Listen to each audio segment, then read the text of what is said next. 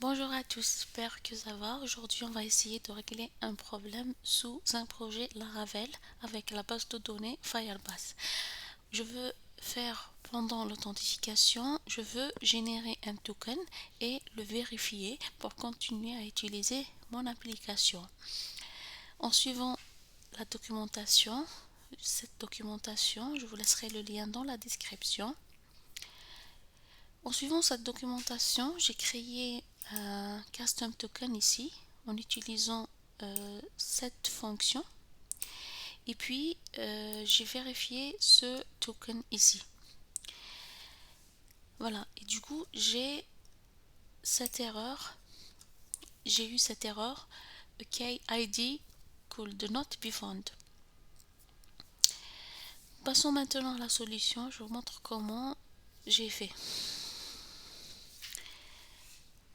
Donc c'est pas la bonne procédure à suivre, d'accord? Donc on doit changer d'approche, d'accord? On doit changer de méthode.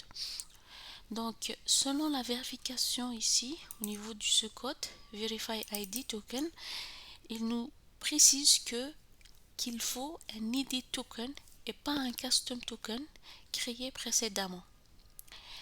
Donc pour la solution, qu'est-ce que j'ai fait? J'ai créé deux contrôleurs. Un contrôleur pour générer le token et un deuxième qui permet de récupérer mes messages. Mais avant de les récupérer, je dois faire Verify ID Token. D'accord? Je dois le vérifier. Passons à la première méthode, la génération de ID Token. La génération de ce ID, il doit passer par l'authentification. L'authentification, ici, par exemple, c'est par la méthode sign in with email and password. On peut faire d'autres méthodes de sign in. Donc, c'est important de passer par cette étape. La première étape, c'est l'authentification. Voyons voir c'est quoi le résultat ici de sign in result data. Donc, on doit récupérer les données de cette authentification. Comme ça. Donc, on va essayer de faire envoyer.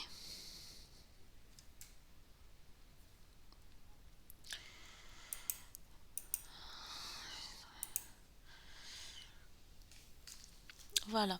Les données, et parmi les données qu'on a, on a le local ID, c'est-à-dire l'identifiant de l'utilisateur. On a le ID token. On a aussi le ID token. On a aussi un point expires in, c'est-à-dire la date d'expiration de ce token. Du coup, on aura besoin d'un ID token et pas d'un custom token. D'accord? Donc, on aura besoin de ce ID token. Très bien. Donc, on peut l'avoir en utilisant cette ligne-là, donc comme ça, d'accord, sign in, flèche ID token. On peut aussi utiliser, donc on peut aussi avoir l'identifiant, donc on aura besoin de deux informations importantes, de ce ID token et de l'UD, c'est-à-dire de user ID, d'accord. Donc on a besoin de ces deux informations. Voilà, donc voyons voir ces résultats.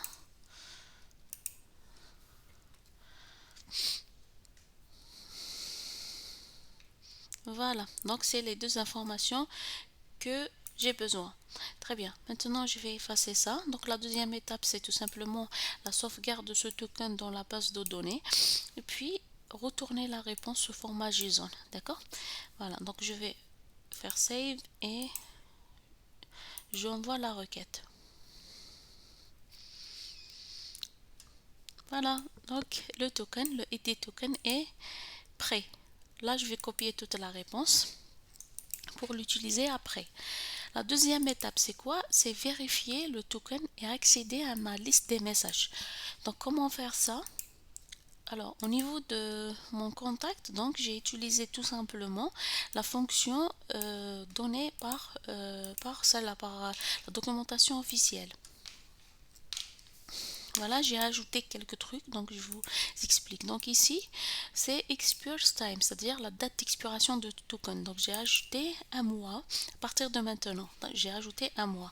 Du coup, je l'ai passé ici. Ici, c'est false, c'est le revoke. Donc lorsqu'on va voir quels sont les paramètres de cette fonction, donc on sont là paramètres, on a le id token, donc on va le passer par la requête check if revoked, ça on le laisse par défaut, c'est false. Et ici in second, on va essayer, là on va mettre la date d'expiration de ce token. Du coup moi, donc j'ai ajouté un mois, donc il prend un mois pour l'expiration. Ensuite je récupère le UD. Par quoi? Par ce Verify ID. Pourquoi? Parce que deux utilisateurs, d'accord, c'est-à-dire on peut avoir une confusion entre les utilisateurs. Donc je vous montre un exemple tout à l'heure, d'accord. C'est pour ça que j'ai ajouté celle-là, donc cette vérification.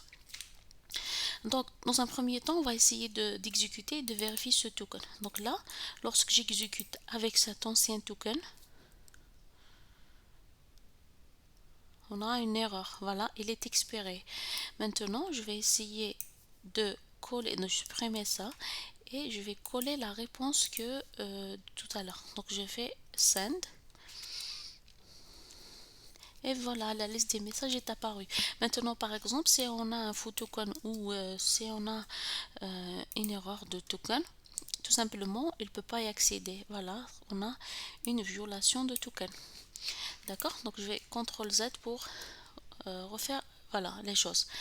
Maintenant, je vous ai parlé un dernier point sur ça, un dernier point sur cet utilisateur. Pourquoi j'utilise ça?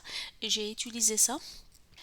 Voilà, donc j'ai créé un autre utilisateur et pour cet autre utilisateur, il nous a généré un token. Ce token est bien vérifié, mais pour un autre utilisateur, c'est-à-dire pour ce nouveau utilisateur.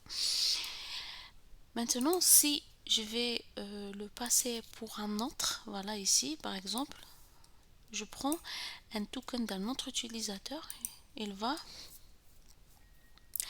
voilà, il va nous renvoyer cette erreur. D'accord? C'est ça que je veux dire par ici, par ce code là, c'est pour vérifier qu'on n'utilise pas un autre token, c'est-à-dire c'est un token correct mais d'un autre utilisateur et pas le vôtre. D'accord?